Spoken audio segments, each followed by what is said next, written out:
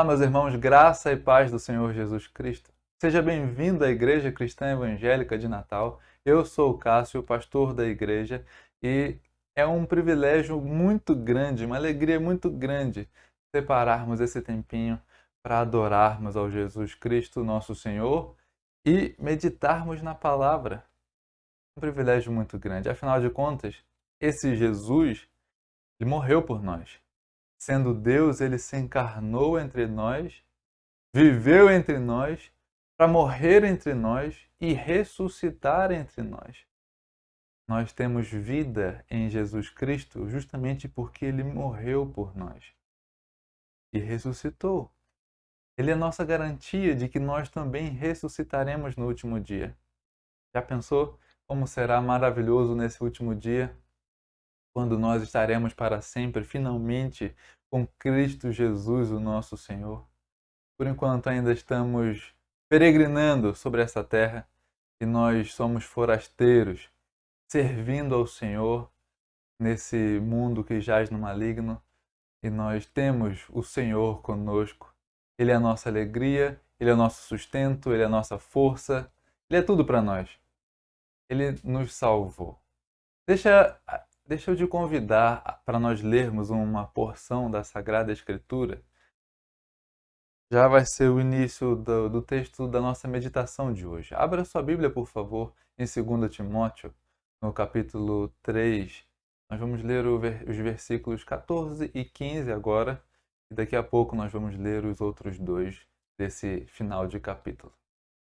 2 Timóteo, capítulo 3, versículo 14, diz assim: Quanto a você, Timóteo, permaneça naquilo que aprendeu e em que acredita firmemente, sabendo de quem você aprendeu, e que desde a infância você conhece as sagradas letras, que podem torná-lo sábio para a salvação pela fé em Cristo Jesus. Paulo está aconselhando um jovem pastor chamado Timóteo a permanecer naquilo que ele aprendeu quando ainda era criança. As sagradas letras, a Escritura Sagrada. Timóteo havia sido transformado pela Escritura. E Paulo está dizendo: permaneça firme, Timóteo. Estamos vivendo tempos difíceis. Paulo disse no começo do capítulo 3. Se você perceber, capítulo 3, versículo 1, Paulo diz: Mas você precisa saber disto. Nos últimos dias sobrevirão tempos difíceis. Naquela época já era os últimos tempos e difíceis tempos. Nós hoje não vivemos tempos diferentes, dias difíceis nós vivemos. Mas nós estamos aqui. Cristo continua conosco. Nós precisamos orar agora, pedir a Deus que conduza os nossos próximos minutos para que a nossa mente esteja totalmente cativa à palavra e ao louvor que a Aliane vai nos conduzir agora. Antes, vamos falar com Ele, pedir essas coisas. Fale com o Senhor. Pai querido, nós queremos te agradecer pela tua boa palavra, pelo teu Espírito que habita em nós. E queremos te louvar também pela morte e ressurreição de Jesus Cristo. Aleluia, Senhor. Bendito seja o teu nome, que Jesus Cristo se encarnou entre nós e morreu entre nós e ressuscitou entre nós, para que nós, os que estávamos mortos, não precisássemos mais continuar na morte, entregues aos nossos próprios pecados, mas nos salvou da morte, nos deu vida. E hoje nós estamos assentados juntamente com Cristo nas regiões celestiais. Aleluia, Senhor, aleluia. Nós queremos te bendizer de verdade, porque a salvação nos alcançou por intermédio das sagradas letras. E nós queremos te pedir também, Senhor, nesses tempos difíceis que temos vivido, tira da nossa mente nesse momento qualquer coisa que possa atrapalhar o nosso louvor ao Senhor e a nossa meditação na tua palavra. Tira, Senhor, por favor. Nós queremos te pedir também pelas outras pessoas que estão angustiadas e aflitas. Jesus Cristo é a esperança perfeita, a paz que excede todo entendimento. Nosso pedido é que o Senhor as conforte nesse momento, Senhor. Pessoas enlutadas, pessoas que estão perdendo seus bens, pessoas que não sabem o que fazer. Jesus Cristo pode resolver esse dilema, mostrando que a eternidade é muito maior do que qualquer coisa que a gente consegue enxergar aqui. Cuide deles, Senhor, e usa a gente para pregar a tua palavra a eles, para mostrar que essas coisas são verdadeiras. Nós te pedimos, Senhor, e estamos aqui dispostos ao Senhor para te servir, servindo essas pessoas também. Dirija-nos, Senhor, a partir de agora, em nome de Jesus Cristo. Amém. Vamos cantar ao Senhor?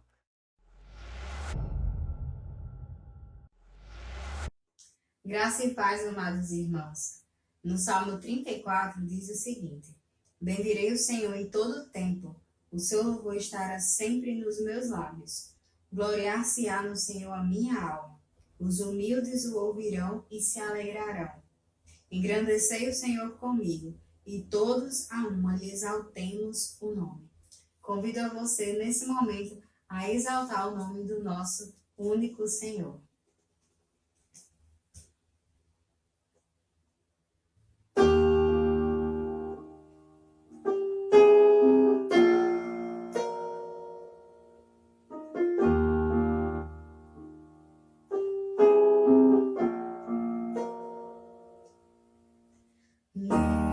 Deus, somente Deus, criou o mundo e o que nele há.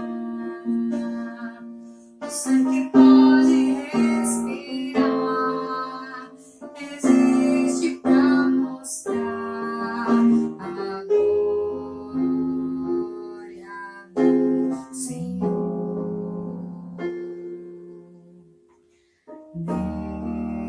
Deus, somente Deus, os seus mistérios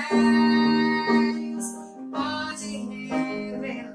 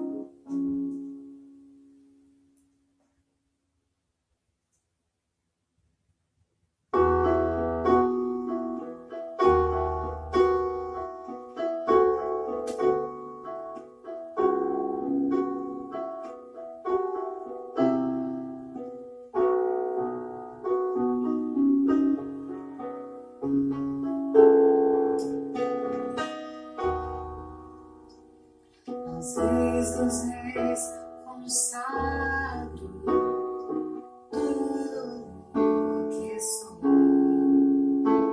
De gratos louvores transborda o meu coração. A minha vida eu entrego nas tuas mãos, meu Senhor, para te exaltar com todo o meu amor. Eu te louvarei conforme a tua justiça e cantarei louvores, pois tu és altíssimo. Celebrarei a ti, ó Deus, com meu viver. Cantarei, contarei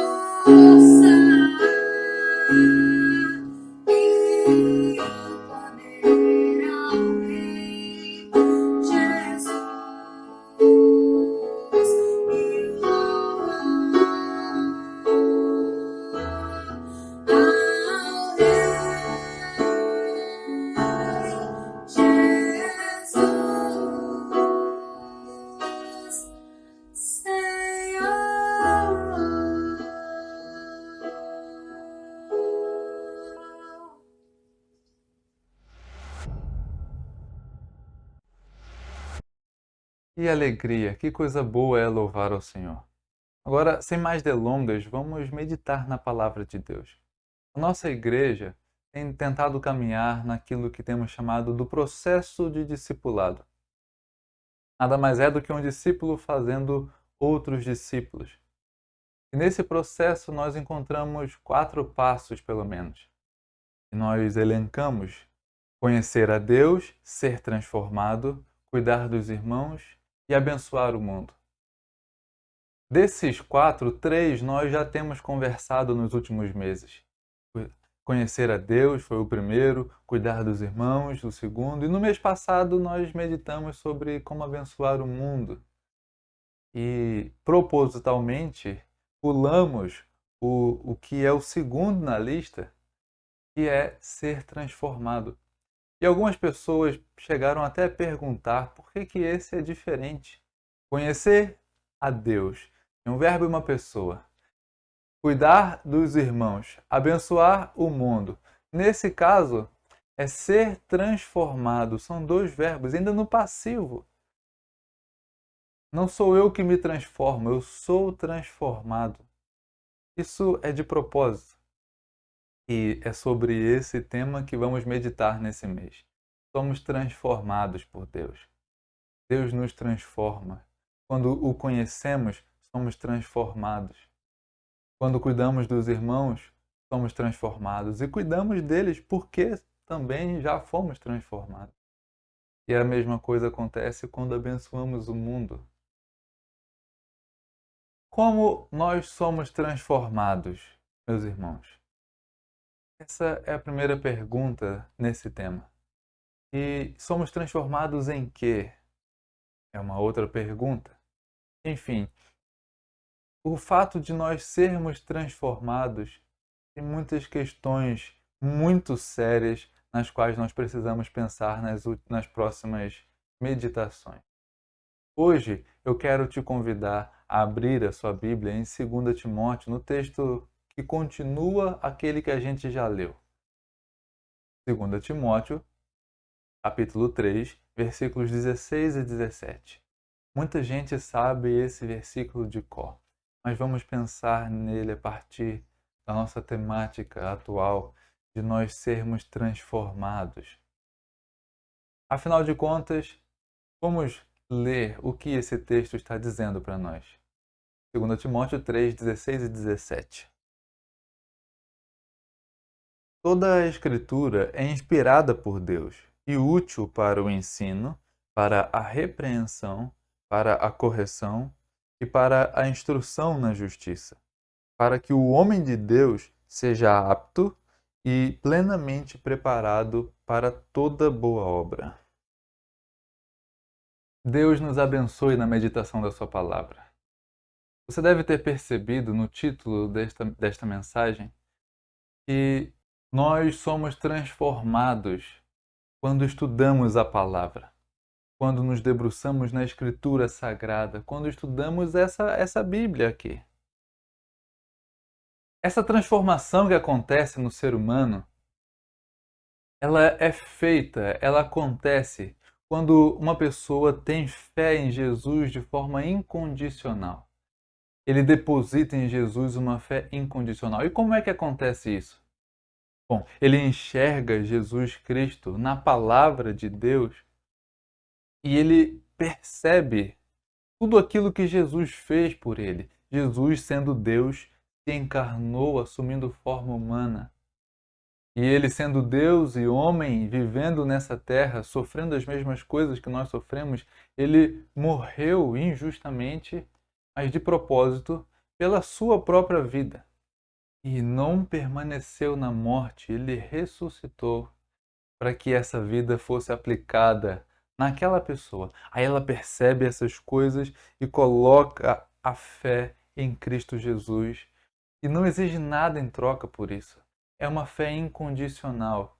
Tudo o que ela precisa está em Cristo Jesus e ela se entrega. Ela se entrega a Jesus Cristo. Jesus Cristo passa a ser o Senhor da vida dela, passa a governar a vida dela pela palavra de Deus. Existe a possibilidade de termos uma fé que não transforma, eu chamo de uma fé cega. É o contrário da fé incondicional. Ela olha para Jesus, até acredita que é verdade também. O texto bíblico é verdade, está dizendo. Mas isso não causa nenhum impacto, não causa nenhum fruto. E isso é muito perigoso, meus irmãos. Isso acontece bastante com a gente. E como é que funcionam essas coisas? Nós lemos o texto bíblico, sabemos que é verdade, muitas vezes até ficamos alegres por perceber a verdade, mas no dia seguinte não causou nenhuma transformação. Nós continuamos vivendo do mesmo jeito que vivíamos ontem e anteontem. Não existe uma transformação. A gente sabe que é verdade com a mente, mas isso ainda não impactou toda a alma, todo o ser. Deus espera de nós que, por meio da palavra, tenhamos uma fé incondicional em Cristo Jesus.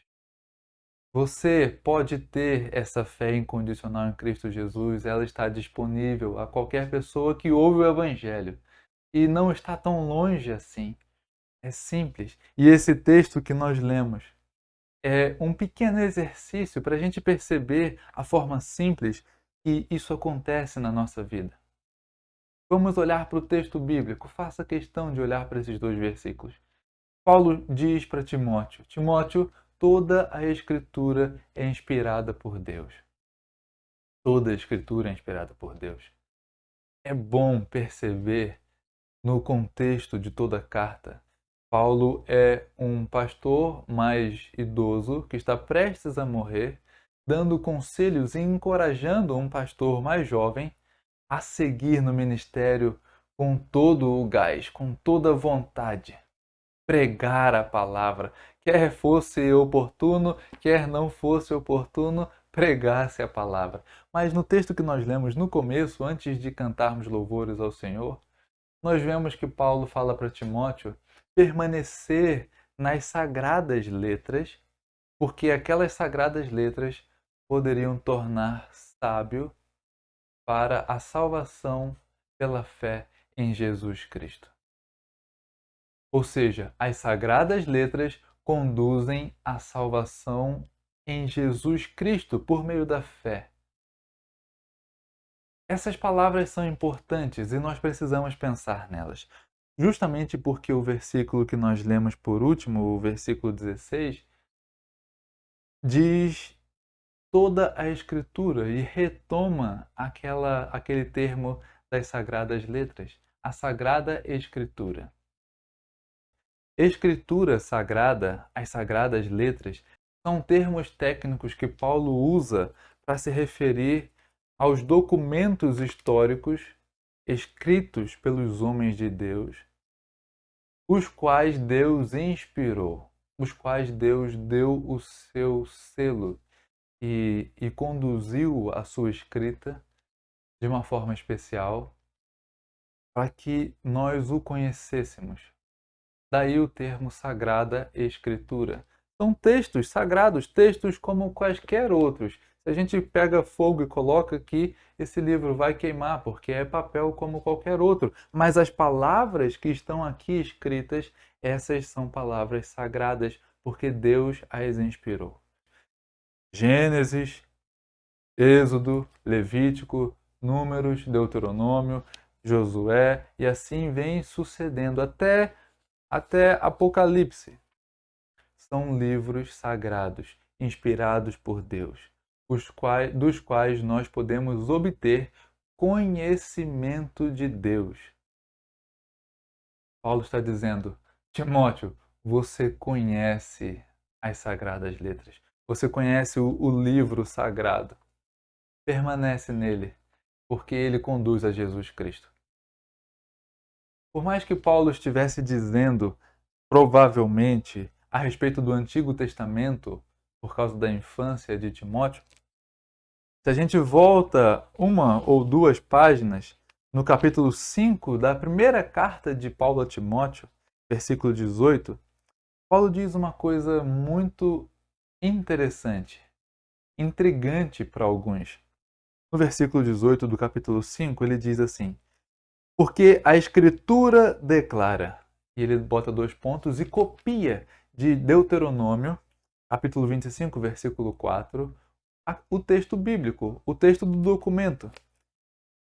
E o texto lá, copiado aqui, diz: não amordace o boi quando ele pisa o trigo. E ele coloca um ponto e diz: e ainda a Escritura continua dizendo. Só que aqui ele não copia do Antigo Testamento, ele copia do Novo Testamento. Mateus 10, 10 diz que o trabalhador é digno do seu salário.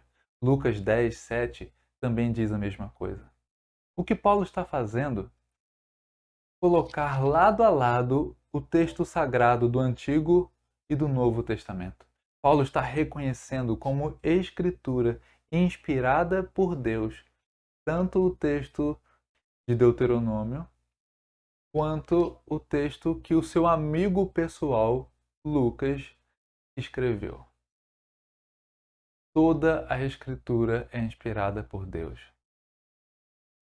Agora pensa, se toda a Escritura mostra para mim que Jesus Cristo existe, ele era planejado desde antes da fundação do mundo, e nós o adoraremos por toda a eternidade quando chegar o grande dia. Toda a Escritura revela isso para mim. Então eu preciso, quando eu leio esse texto, eu preciso desejar, preciso mesmo desejar de verdade.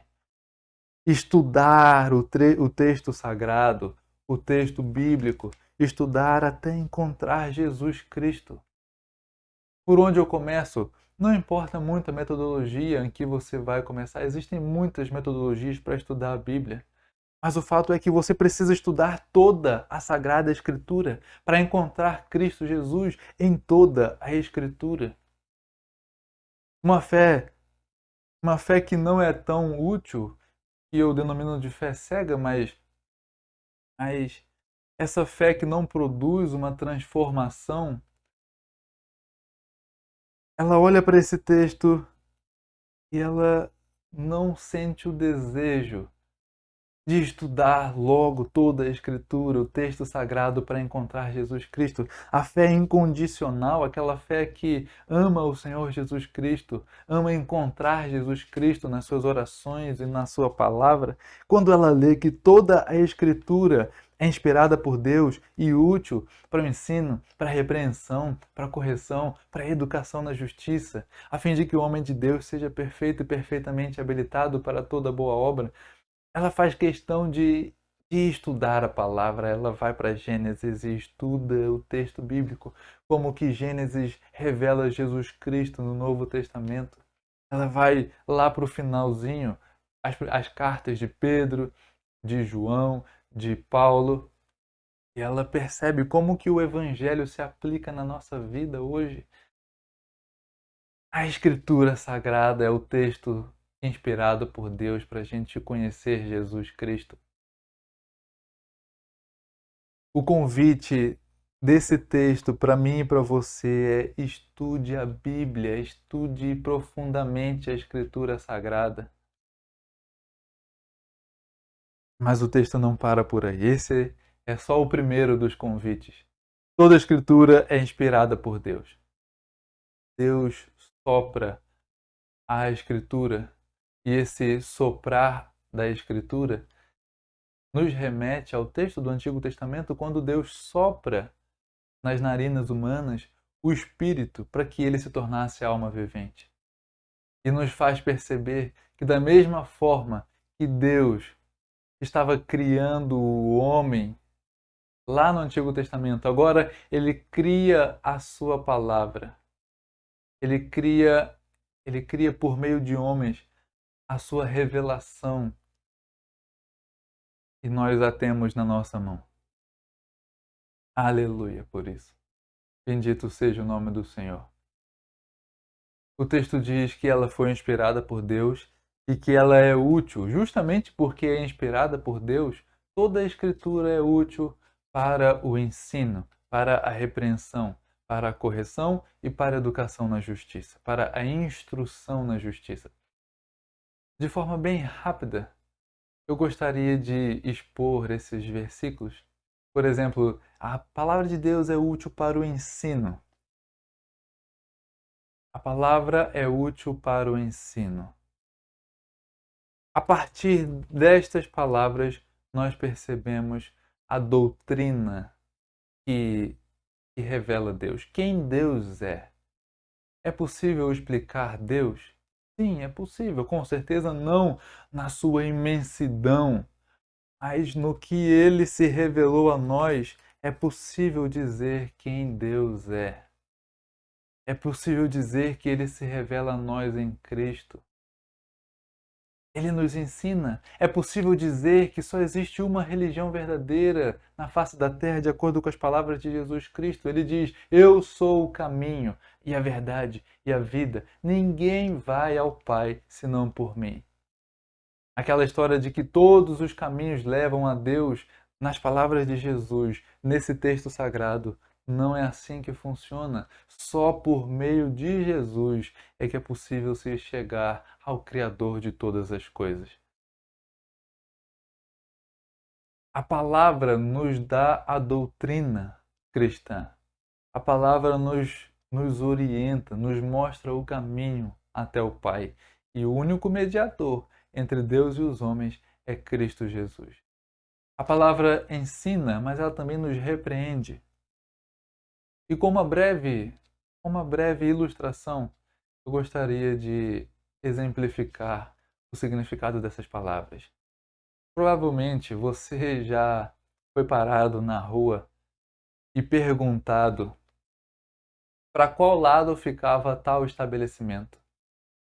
A pessoa estava perdida, não sabia para onde ia e te pede informações de onde é o local aonde aquela pessoa quer ir.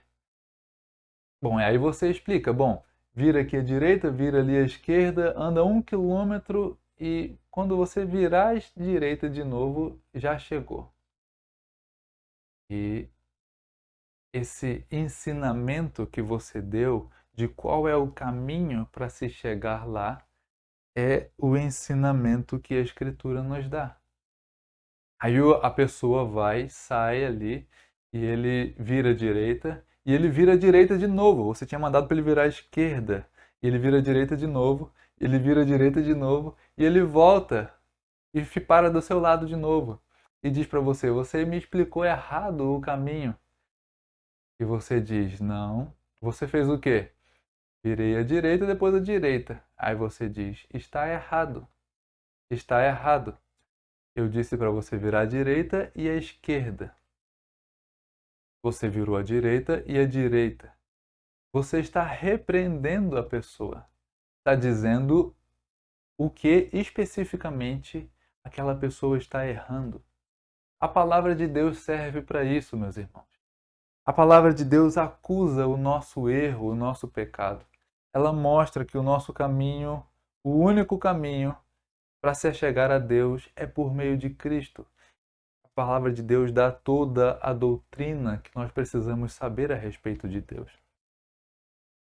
Quando nós fazemos algo que esteja fora da determinação de Deus, então isso se chama pecado, porque estamos indo contra Deus. A palavra serve para repreender, mas ela não somente repreende, como ela corrige. Serve para ensinar, para repreender, para corrigir. Bom, naquele meu exemplo, você falaria: olha, você não vai virar direita e direita. É direita e depois esquerda. E a pessoa vai seguir o caminho que você deu, mas agora de forma correta. Você está corrigindo a pessoa. Ela fazia errado e agora vai fazer certo, porque você ensinou. A palavra de Deus faz isso também. Ela ensina, nós erramos e ela nos corrige. E ela fala para nós: arrependei-vos. Vocês estão nesses caminhos errados, mas Cristo Jesus é o único caminho. Arrependei-vos, abandonai esse caminho que vocês estão seguindo e seguir Jesus Cristo de perto. Ela fala: vocês que mentiam, parem de mentir, não mintam mais, fale ao contrário disso, cada um a verdade um com o outro. Você roubava? Não roube mais. Agora trabalhe para ter o bastante, o que é bom, e também para acudir àqueles que estão necessitados. A palavra de Deus ensina, repreende, corrige e educa na justiça. É como se você dissesse para aquele motorista descuidado para ele prestar atenção no que as pessoas dizem, para ele prestar atenção no trânsito. Na verdade, instrução na justiça é aquela ética que ele precisa ter enquanto percorre o caminho. Ele precisa andar na mão dele, ele precisa respeitar a placa, ele precisa respeitar os pedestres, ele precisa fazer tudo corretamente enquanto anda no caminho até o seu destino. A palavra de Deus faz isso. Ela apresenta para nós um meio, uma forma de viver tão boa, mas tão boa, que ela se assemelha à ética de Jesus Cristo. Daí nós conseguirmos fazer boas obras, meus irmãos. Daí nós conseguirmos abençoar o mundo inteiro e cuidar dos nossos irmãos. A ética nos ajuda nisso. A palavra de Deus nos educa na justiça. E ela fala para nós: ame o seu próximo como você ama a si mesmo. E ama a Deus acima de todas as coisas. Tudo o que você for fazer na vida, seja em ação, seja em palavra, fazei para a glória de Deus. Se você for servir, então não sirva como se estivesse fazendo serviço para homens, mas faça como para Deus. A palavra nos ensina um caminho bom a seguir. Meus irmãos, cá entre nós, como é que funciona uma fé incondicional ao ler estas poucas palavras aqui? Toda a Escritura é inspirada por Deus e toda ela é útil para o ensino, para a repreensão, para a correção e para a educação na justiça. Quando uma pessoa lê a palavra, percebe que é verdade, ela imediatamente ela sente o desejo de primeiro ser ensinado pela palavra. Preciso encontrar Jesus Cristo aqui na Bíblia. Eu preciso ser repreendido por ela. Eu preciso ser corrigido pela palavra. Eu preciso aprender de Jesus a ser manso e humilde de coração. Eu preciso e precisa ser agora. Eu preciso urgentemente. Se a palavra de Deus diz, e se nós cremos que é verdade, uma fé que se entrega incondicionalmente a Deus, ela se apaixona pela Escritura Sagrada, se apaixona toda vez que a palavra ensina algo a respeito de Cristo, ela se deleita e se derrama em lágrimas. Toda vez que a Escritura repreende duramente o seu pecado, ela chora de tristeza, mas volta-se a Cristo Jesus e pede perdão porque a palavra a ensinou que estava errado, estava ofendendo o Senhor. Toda vez que a palavra corrige e mostra um caminho melhor, a pessoa diz: eu quero seguir esse caminho melhor. Toda vez que a palavra de Deus encontra para nós uma sabedoria que nos norteia na vida, uma sabedoria que se assemelha àquela que Cristo tinha, então eu não tenho opção, eu preciso aprender esse negócio. Para isso eu preciso estudar como que Jesus fazia, como que os textos apontavam para Jesus, como que os textos revelam Jesus. Quando uma pessoa lê a Bíblia para ser transformada, ela se permite a entregar-se incondicionalmente ao que está escrito. E isso é muito importante, meus irmãos.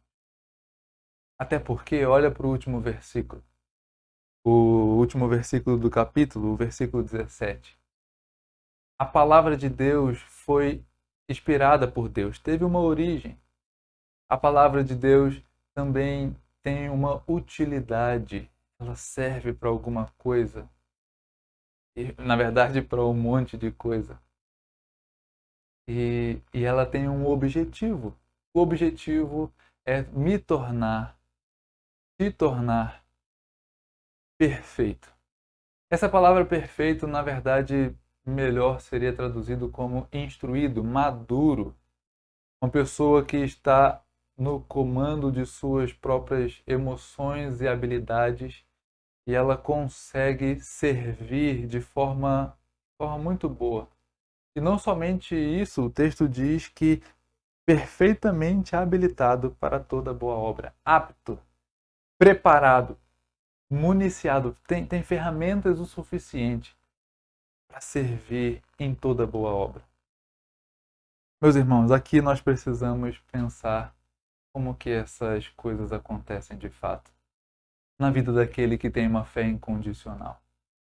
Nós podemos ler esse versículo: a fim de que o servo de Deus seja perfeito e perfeitamente habilitado. Muita gente pode ler esse texto bíblico e dizer: poxa vida, eu nunca vou conseguir ser maduro o suficiente para fazer toda boa obra. Mas o texto está dizendo o contrário disso, meus irmãos. E é aqui que nós somos desafiados a ter uma fé muito simples, uma fé humilde e simples. Se o texto está dizendo que a Escritura é inspirada por Deus, não teve origem nos homens, teve origem em Deus. E ela é útil para tanta coisa, para ensinar, para repreender, para corrigir, para educar na justiça. E ela me torna maduro o suficiente e apto o suficiente para servir em todo tipo de boa obra. Por que que eu não acredito? É a palavra que está dizendo. É a palavra que está dizendo que a própria palavra é útil para isso. Eu preciso aprender a me permitir acreditar incondicionalmente na palavra de Deus.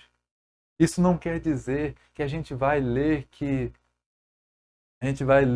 e vai aleatoriamente acreditar em qualquer coisa que qualquer pessoa diz a respeito da palavra. Isso requer um estudo. Mas quando nós percebemos no estudo bíblico, na pregação do Evangelho, que a palavra de Deus está dizendo mesmo que ela serve para me deixar perfeitamente habilitado para toda boa obra, por que é que eu não acredito nisso? Eu preciso acreditar nessas coisas. Eu preciso aceitar os desafios, eu preciso mergulhar de cabeça nesse Evangelho da transformação e buscar de Deus essa transformação por meio da palavra. O servo de Deus, o homem de Deus, seja perfeito e perfeitamente habilitado para toda boa obra. Timóteo era jovem e, pelo que Paulo escreve, várias vezes enfatizando essas coisas, a ideia que parece formar é que Timóteo era um jovem muito tímido e ele não acreditava tanto no potencial que ele tinha ou no chamado de Deus.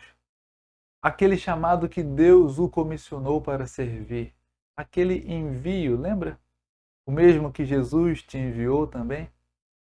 Timóteo não acreditava aparentemente muito nessas coisas, apesar de ele nunca ter negado o serviço. Paulo está encorajando Timóteo. Timóteo, a Escritura é útil para você.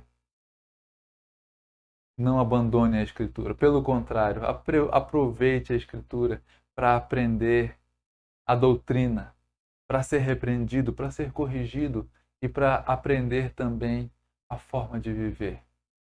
Eu quero concluir fazendo alguns conselhos e também fazendo um convite. Os conselhos, na verdade, são no campo da nossa vida prática.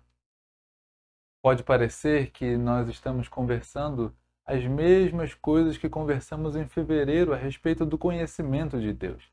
Mas, na verdade, o que eu quero mostrar é que existe uma relação muito íntima entre conhecer a Deus e ser transformado.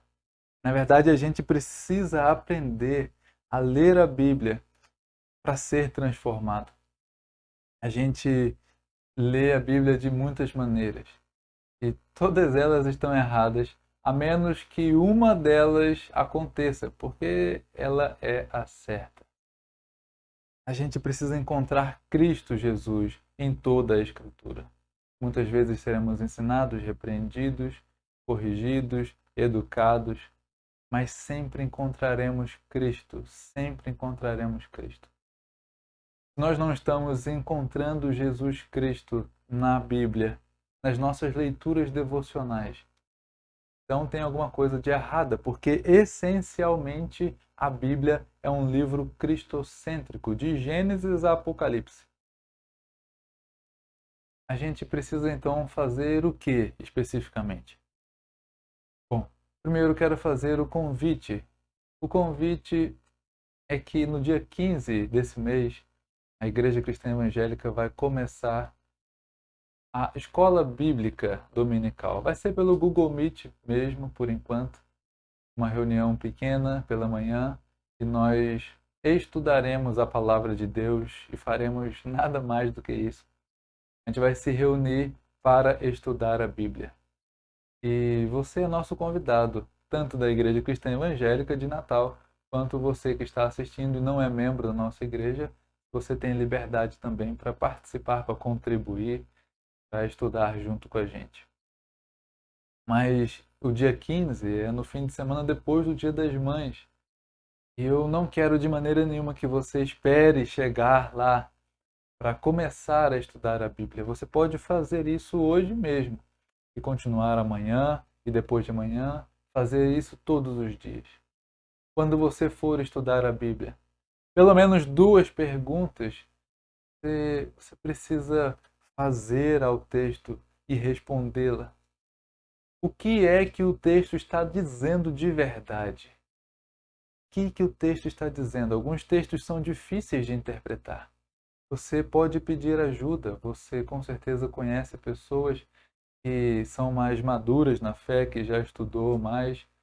Você pode perguntar para eles, perguntar para algum pastor, dizendo: olha, esse texto eu estou com dificuldade para achar o que ele significa. Isso acontece, isso é comum. Muitos textos são difíceis de interpretar. Mas a maioria você mesmo vai conseguir olhar para o texto, estudá-lo, analisá-lo, meditar nele e encontrar o significado que o autor bíblico queria dizer naquela época. E aí, quando você encontra o significado, você vai responder a uma segunda pergunta. O que isso tem a ver com a minha vida? Como que isso se aplica à minha vida? Um exemplo. Toda a Escritura é inspirada por Deus e útil para o ensino, para a repreensão, para a correção, para a educação na justiça, a fim de que o homem de Deus seja perfeito e perfeitamente habilitado para toda boa obra. A pergunta, o que o texto significa, nós já temos meditado. E a pergunta, como que isso se aplica na minha vida? Bom, uma coisa eu sei. Se toda a Escritura é inspirada por Deus, então eu preciso estudar toda a Escritura. Aí eu vou ser ensinado, vou ser repreendido, corrigido, educado na justiça, e eu vou me tornar uma pessoa madura o suficiente e apta para servir em toda boa obra. Eu vou conseguir até abençoar o mundo se eu estudar a Bíblia. Então eu preciso estudar a Bíblia. E aí você, concluindo isso, você aplica literalmente. Entregue a sua vida pela fé ao texto bíblico que revela Jesus Cristo incondicionalmente. A Bíblia está dizendo que estudando a Bíblia você vai se tornar uma pessoa abençoadora em vários aspectos. Então é porque é verdade. Entregue-se ao texto bíblico de verdade. quando você conseguir responder o que o texto significa, como que ele se aplica a mim, então busque de fato a transformação, se entregue totalmente mesmo. A vida cristã, o estudo bíblico na vida cristã, causa esse efeito. Costumes vão ser transformados. O que era antes vai deixar de ser. O que eu não conseguia fazer, agora eu vou fazer todo dia. Entregue-se a essa vida cristã. É a isso que a palavra de Deus convida a gente no conhecimento de Deus.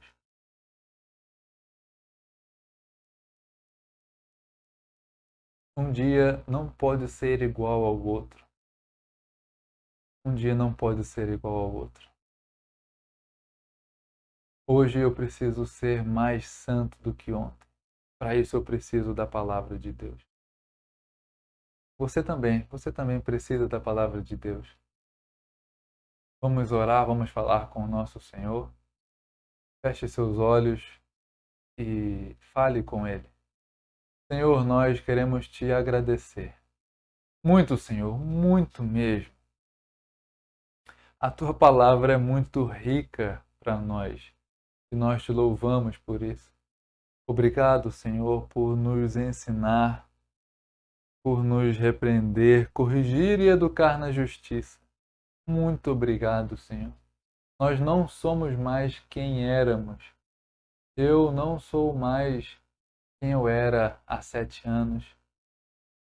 Eu sou outra pessoa, porque eu tenho sido transformado ao longo desses anos. Meus irmãos têm histórias iguais à minha para contar de transformações, mas nós ainda não estamos contentes com o nível em que estamos. Precisamos progredir. Seguimos para o alvo. Não paramos de andar. Nós queremos continuar, Senhor, conhecendo a Ti, para sermos transformados pelo Senhor.